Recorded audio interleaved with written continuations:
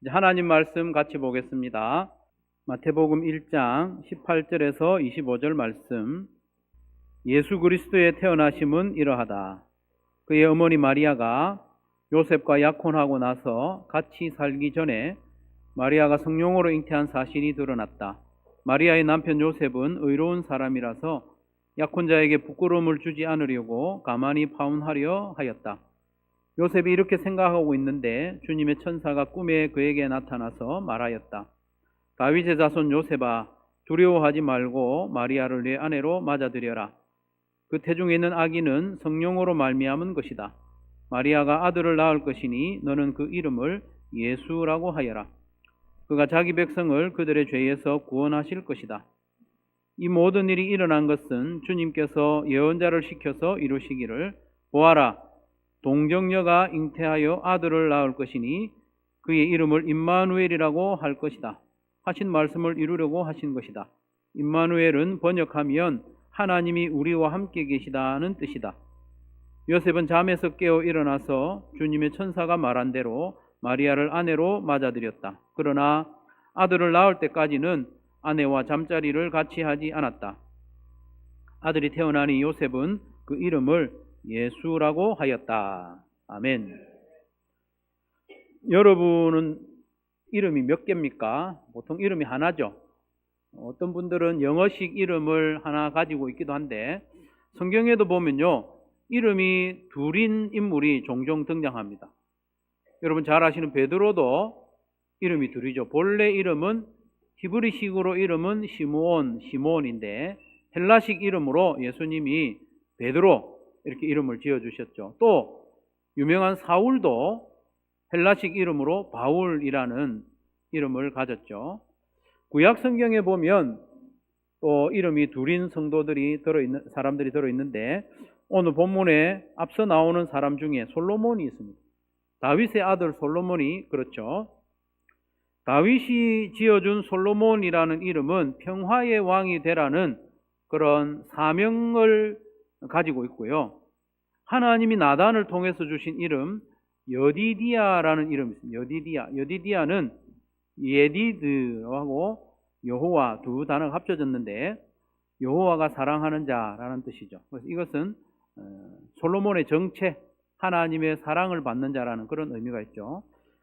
성경에서 이처럼 이름은 그 사람의 사명을 드러낼 때도 있고요, 그 사람의 정체를 드러낼 때도 있습니다.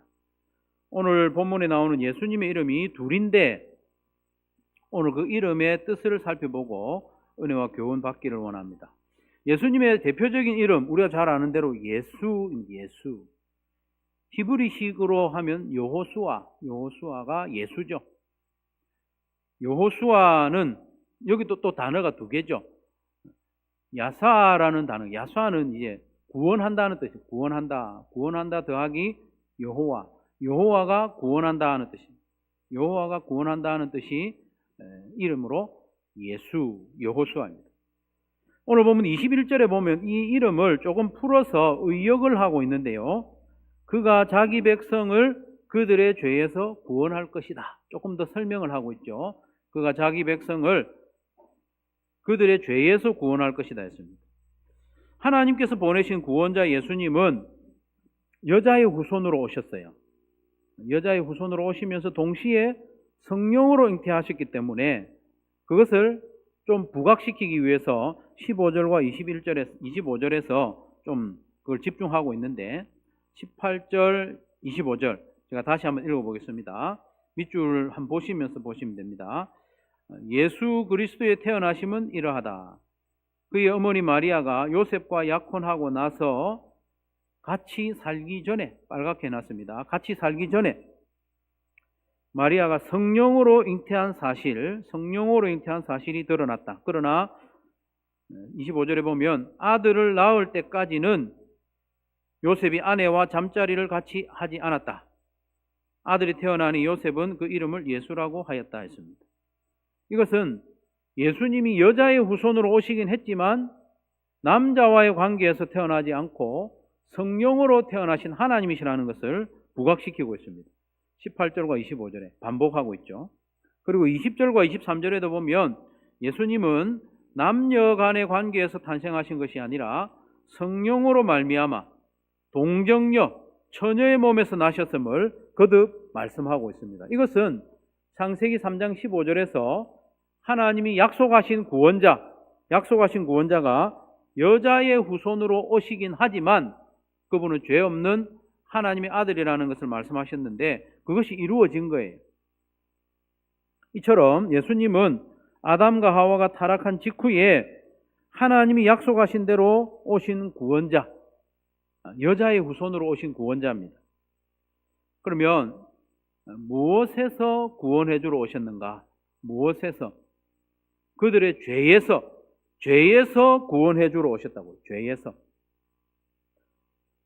죄가 모든 문제와 고통과 갈등과 죽음의 근본 원인이죠.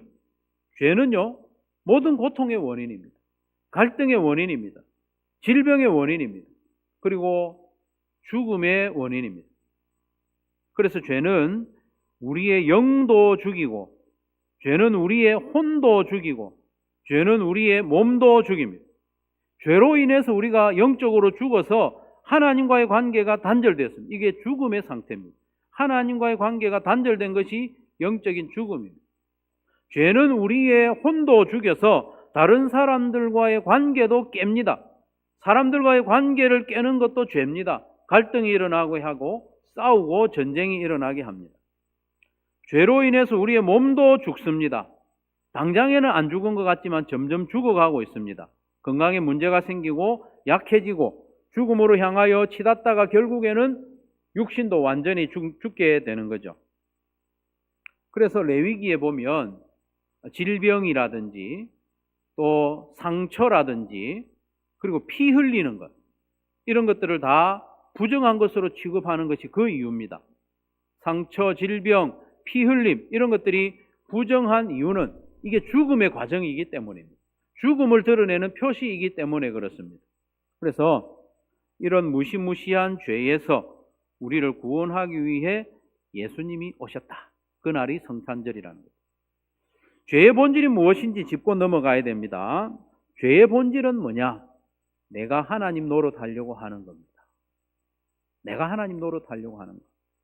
하나님을 하나님으로 인정하지 않고 하나님으로부터 나는 독립된 존재로, 하나님과 관계없는 존재로 살려는 것이 죄의 근본입니다. 내가 주인 노릇하고 내가 다스리고 내가 결정하고 내가 하나님 노릇하려고 하는 것이 죄입니다. 그런데 이 죄는 하나님과의 관계에서만 작동하는 것이 아니라 다른 사람들과의 관계에서도 작동합니다. 사람들과의 관계에서도 이 죄가 작동합니다. 그래서 나는 끊임없이 다른 사람보다 우위에 서려고 합니다. 우위에 서려고 합니다. 우리 다 그렇지 않아요? 내가 다른 사람들보다 더 우위에 서려고 합니다. 왜 우위에 서려고 합니까? 그 사람을 다스리기 위해서. 그 사람을 다스리기 위해서. 내가 다른 사람을 시켜야지 다른 사람이 나를 시키는 것은 견디지 못합니다. 힘들어합니다. 왜 그렇습니까? 죄 때문에 그렇습니다. 내가 결정하고 내가 다스려야지 다른 사람이 결정하고 다른 사람이 나를 다스리는 것, 이래라 저래라 하는 것 견디지 못합니다. 이건 다 죄 때문에 그렇습니다. 그래서 하나님이 가장 심각하게 보는 죄가 뭐냐? 교만입니다. 교만. 하나님은 교만한 자를 물리치시고 겸손한 자를 은혜 베푸신다고 했죠. 이렇게 죄 때문에 우리는 영적으로 우리의 관계도 우리의 육신도 죽음을 향하여 이미 죽어 있기도 하고 죽음으로 향하여 가고 있기 때문에 하나님의 아들 예수님이 사람으로 태어나신 거죠. 오늘 본문 바로 앞에 예수님의 족보를 보면 크게 두 가지를 알 수 있습니다. 첫 번째로 예수님은 약속에 따라서 오셨다. 아브라함과 다윗의 후손으로 약속에 따라서 오셨다. 두 번째로 드러나는 건 뭐냐 하면 얼마나 심각한 죄인들을 구원하러 오셨는지를 보여주고 있습니다. 1절부터 17절 예수님의 족보인데요. 우리에게 크게 인기 있는 내용은 아니죠. 족보는 방금 말씀드린 대로 은혜의 약속에 따라 예수님이 오셨음을 나타내는 동시에 족보에 등장하는 인물들과 또 우리가 얼마나 은혜 받기에 부적합한 죄인인지 막 부각시켜 주고 있습니다. 얼마나 끔찍하고 지독한 죄인들을 구원하러 오셨는지 이 족보가 보여줍니다. 이 족보는요, 세상 어느 족보보다도 부끄러운 내용이 많이 들어있습니다. 여러분들도 아마 족보를 가지고 있는 분들이 들어있을 것인데 그 족보에는 가급적이면 좋은 내용만 기록을 합니다. 수치스러운 부분은 뺍니다. 족보에 지우기도 합니다. 그런데 예수님의 족보를 보면 정말 흉측스럽고 부끄러운 내용을 가리지 않고 다 기록해 두었습니다. 특별히 6절에 보면 다른 것도 많이 있지만 6절에 보면 다윗은 우리아의 아내였던 이에게서 솔로몬을 낳았다. 이런 족보가 어디 있습니까? 이런 족보가 어디 있습니까? 다윗은 우리아의 아내였던 밧세바에게서 솔로몬을 낳았다. 다윗이 자기 아내에게서 아들을 낳아야지 다른 사람의 아내에게서 아들을 낳은 거예요. 다윗은 자기의 충성스러운 신하 우리아의 아내를 빼앗았어요. 빼앗기 위해서 우리아를 죽이기도 했습니다. 다윗은 한 번 실수로 잠시 범죄에 빠졌던 것에 그치지 않습니다. 그 죄를 덮기 위해서 남편 우리아를 죽였습니다. 그것도 자기의 신하 요압을 통해서 배신했습니다. 우리아가 죽고 난 뒤에 즉시 밧세바를 자기 아내로 맞이했습니다. 그래서 하나님은 이것을 미워하셨고 그 사이에서 태어난 첫째 아들은 죽었습니다. 그 사이에서 두 번째로 태어난 아들 이름이 솔로몬입니다. 솔로몬. 여러분, 하나님께서 우리아에게서 태어난 솔로몬을 왕으로 세우신 데는 이유가 있습니다. 다윗의 아들이 많습니다. 다른 아들을 세워도 됩니다. 그러나 이 부끄러움을 안고 있는 아들 솔로몬을 왕으로 세우셔서 하나님의 은혜가 얼마나 크신지, 하나님의 죄 용서가 얼마나 크신지 그것을 대대로 우리에게까지 전해주고 있다는 거죠. 예수님의 족보에 이렇게 입에도 담지 못할 죄악과 수치스러운 내용을 굳이 기록한 이유가 있죠. 예수님이 이렇게 수치스러운 가문의 후손으로 오셨다는 거예요.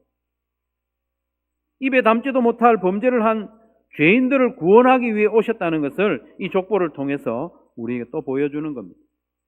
예수님은 그 어떤 죄인이라도 용서하시고 구원하실 수 있음을 여러분 믿으시기를 바랍니다. 우리의 인생사도 돌아보면 유다와 같이, 유다는 며느리 다말 사이에서 아이를 낳은 사람입니다. 다말과 같이 혹은 다윗과 같이 정말 지워버리고 싶은 인생의 한순간이 있지 않습니까? 저도 그렇고 여러분에게도 그런 것이 있을 줄로 압니다. 이 부분만은 누구에게도 말하지 못한 그런 부끄러운 내용들이 우리 인생사에 있습니다. 그러나 그런 죄까지도 우리 예수님은 용서하시고 그 죄에서 우리를 구원하기 위해 예수님이 오셨음을 믿으시기를 바랍니다. 이것이 예수님의 첫 번째 이름 예수의 뜻입니다. 예수, 구원자입니다. 그들의 죄에서 구원해 주시는 예수님의 이름. 예수님의 두 번째 이름은 임마누엘입니다. 그 뜻이 23절에 잘 설명이 되고 있는데 같이 한번 읽어보겠습니다. 23절 시작. 보아라 동정녀가 잉태하여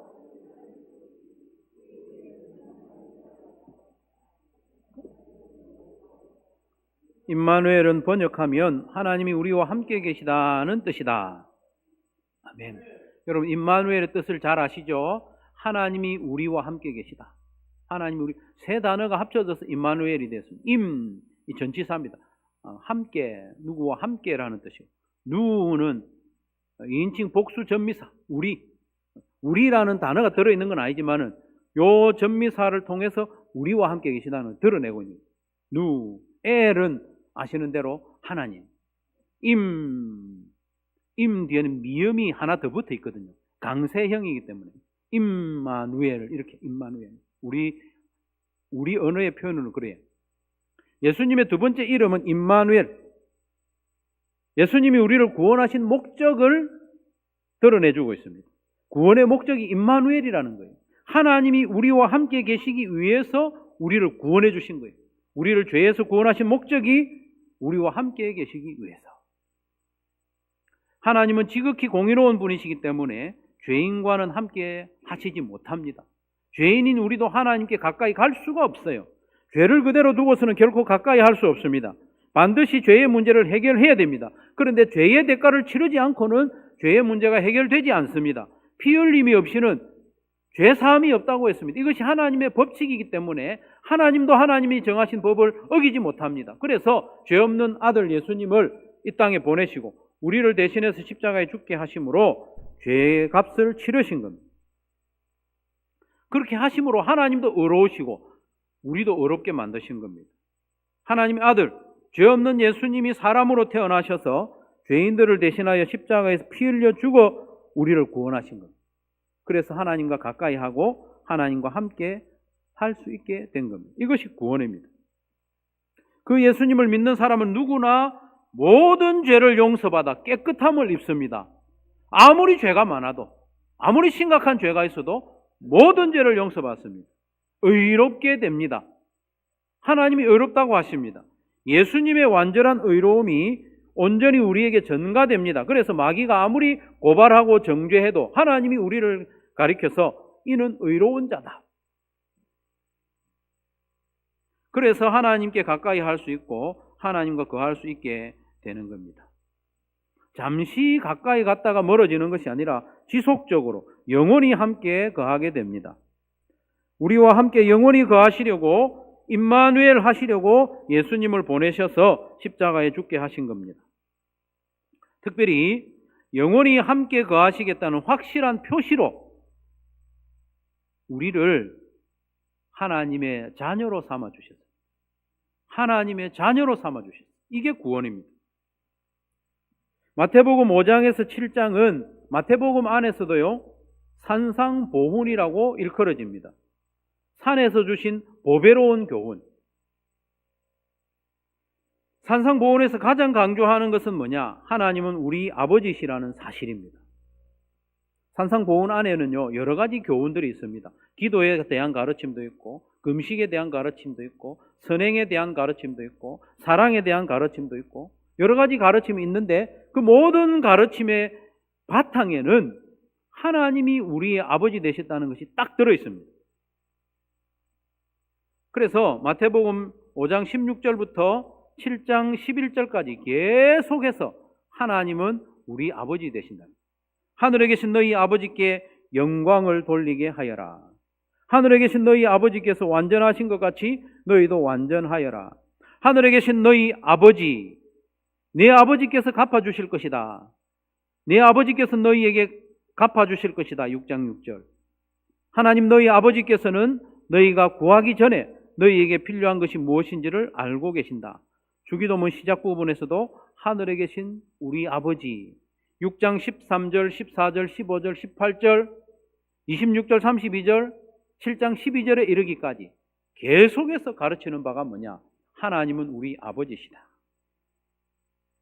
예수님을 구원자로 보내셔서 십자가에 죽게 하심은 우리 죄를 깨끗하게 씻어 구원하여 주심인데 그 구원의 목적이 뭐냐? 우리를 자녀로 삼으시고 영원히 함께 계시는 겁니다. 임마누엘이 구원의 목적입니다. 임마누엘이 구원의 목적이고 구원의 내용입니다. 구원이 뭡니까, 여러분? 구원은 임마누엘이에요. 하나님이 우리와 함께 계시는 것이 구원입니다. 하나님이 우리와 함께 계시고 우리가 하나님께 가까이 나아갈 수 있고 그것이 구원입니다. 그것을 확실히 하기 위해서 우리를 자녀 삼으신 겁니다. 왜 성경이 자꾸 우리를 하나님을 아버지라 부르고 또 우리가 하나님이 자녀라고 말합니까? 그만큼 구원이 확실하다는 거예요. 오늘 보면 18절에서 예수 그리스도에 태어나심은 이러하다고 했습니다. 여기서부터 가족관계가 시작되는 거예요. 여기서 나심, 태어나심, 게네시스라는 단어는 혈통이라는 뜻이에요. 혈통. 한 걸음 더 나아가면 가족관계가 된다, 그런 의미로 해석할 수 있습니다. 가족관계가 되는 것이 태어나십니다. 태어남으로 혈통이 되는 거예요. 계보 안에 들어가는 거예요. 마태복음 1장 1절에도 보면 아브라함의 자손이요 다윗의 자손인 예수 그리스도의 계보, 나심, 혈통은 이러하다. 예수님이 아브라함과 다윗과 그 후손들의 가족 관계로 들어오셨다는 거예요. 죄인들과의 가족 관계 안에 들어오셨다는 거예요. 사랑하는 성도 여러분, 하나님의 아들 예수님이 죄인들의 족보 안에 들어와서 혈통이 되고 가족이 되신 거예요. 이것이 하나님의 방법이고 하나님이 구원하신 구원의 내용입니다. 우리의 구원은 예수님이 죄인들의 혈통 속으로 들어오셔서 십자가에서 우리 대신 피 흘려 죄값을 갚으심으로 이루셨어요. 그 죄 사함으로 우리가 실제로 얻은 것이 뭐냐? 임마누엘이라는 거예요. 죄 사함으로 우리가 얻는 게 뭐냐? 임마누엘입니다. 임마누엘. 하나님이 우리와 함께 계시는 관계, 하나님이 우리의 영원한 아버지가 되어주신 그 관계가 구원입니다. 이보다 더 놀랍고 이보다 더 기쁘고 이보다 더 영광스러운 말씀이 세상 어디에 있겠습니까, 여러분? 이 영광스러운 구원의 은혜를 주시기 위해서 예수님이 탄생하셨는데 그 날이 바로 성탄절이라는 겁니다. 성탄절. 그렇기 때문에 우리는 이 성탄절이 다가오는 마당에 어떤 자세로, 어떤 마음으로 성탄절을 기다려야 하겠습니까? 아무것도 안 해도 성탄절은 옵니다. 열을 한 밤만 더 자면 성탄절이 옵니다. 그러나 우리에게 임마누엘의 영광을 주기 위해서 이 땅에 오신 예수님 탄생을 넉넉히 기다려야 되겠습니까? 우리는 먼저 진심 어린 전심으로 감사하고 찬양하면서 이 성탄절을 기다려야 되겠습니다. 여러분, 성탄절은 얼마나 감사한 날입니다. 너무너무 감사한 날입니다. 성탄절은 너무나도 기쁜 날입니다. 그러니 이 성탄절이 하루하루 다가오는 이 하루하루 살아가는 우리가 감사와 찬양으로 성탄절을 기다려야 하지 않겠습니까? 성탄절이 하루하루 다가올 때마다 내 마음이 기쁘고 찬양이 나오고 즐겁고 기대가 되고 소망이 되고 그렇게 기다려야 되지 않겠습니까? 이 찬양을 아시는 분도 있을 건데 오래전의 찬양인데요. 찬양, 찬양, 아침에도 찬양, 한낮에도 찬양, 찬양, 찬양, 해질 때도 찬양, 감사, 감사, 아침에도 감사, 한낮에도 감사, 감사, 감사, 해질 때도 감사. 우리 찬양 한번 불러봅시다.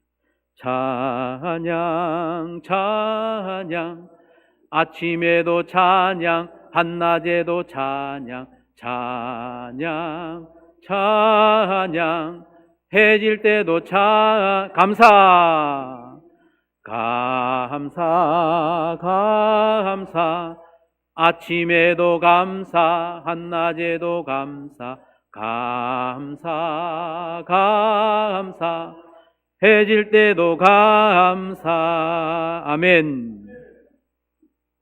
우리가 아침에도 감사하고 아침에도 찬양하고 한낮에도 찬양하고 한낮에도 감사하고 해질 때도 감사 찬양하고 잠자리에 들 때도 감사 찬양하고 그렇게 하루하루를 지내면서 성탄절을 기다리는 거죠. 다음 주 오후 예배 때 성탄 축하 발표회, 성탄 감사 발표를 하는 것도 이 때문입니다. 너무 기쁘고 감사하니까 하는 겁니다. 예수님 앞에서 우리가 재롱잔치를 하는 거죠. 다음 주에는 열방 목장과 네팔 목장도 우리 교회로서는 선배고 어른이지만 재롱잔치에 동참하려고 준비하고 있다고 들었습니다. 그리고 하나님이 그토록 원하시는 바 임마누엘의 삶을 연습하면서 성탄절을 기다립시다. 임마누엘의 삶을 연습하면서. 하나님은 우리와 함께 거하기 위해서 예수님을 내어주시고 지금도 우리와 함께 계시는데 나는 하루에 몇 번이나 함께 계시는 하나님을 진지하게 기억하고 그 하나님 앞에 진지하게 나아가서 머무는지 점검하면서 성탄절을 기다리는 게 좋지 않겠습니까? 임마누엘의 시간이 나의 말과 생각과 행동과 결정에 점점 더 영향을 미치는 삶을 우리가 살아야 돼요. 하나님 앞에 잠잠히 깊이 머무는 그 지성소의 시간이 내가 말하는 것을 다스리고 내 생각을 주관하고 내 행동을 다스리고 내 중요한 결정을 주관하도록 하는 것이 임마누엘의 삶을 연습하는 거죠.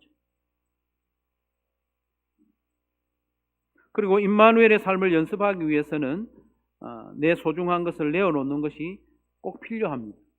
하나님이 우리와 임마누엘을 하기 위해서 독생자 예수님을 내어주셨던 것처럼 우리도 임마누엘의 삶을 연습하기 위해서는요, 내가 평소에 가지고 있던 것 다 가지고 누리면서는 안 됩니다. 내 소중한 것을 무엇인가를 내놔야 돼요. 시간이면 시간, 마음이면 마음, 물질이면 물질 내놓으면서 하나님과 함께 할 수 있습니다. 그런데 그것은 결코 손해가 아닙니다. 손해가 아니에요. 어린 아이가 고사리 같은 손에서 부모님을 위해서 뭔가를 드리는 경우가 있잖아요. 부모가 그것을 받고 입 닦는 부모는 없습니다. 작은 거 내놓으면 더 주고 싶은 것이 부모의 마음 아닙니까? 우리가 하나님과 함께 하기 위해서 무엇인가를 내놓으면 하나님께서 그것을 축복하시고 유익되게 하시고 복 주시고 평안하게 하시고 천국의 기쁨으로 갚아주실 줄로 믿습니다. 하나님이 함께 하심을 깊이 경험하는, 실감하고 체험하는 시간이 얼마나 복되겠습니까? 그 시간을 경험할 수 있기를 바랍니다. 우리가 성탄절을 기다리되 감사와 찬양으로 기다리고 임마누엘을 연습하면서 성탄절을 기다리는, 그래서 이 2025년 성탄절은 예년의 성탄절보다 갑절로 기쁘고 행복한 성탄절이 되기를 주님의 이름으로 축원합니다.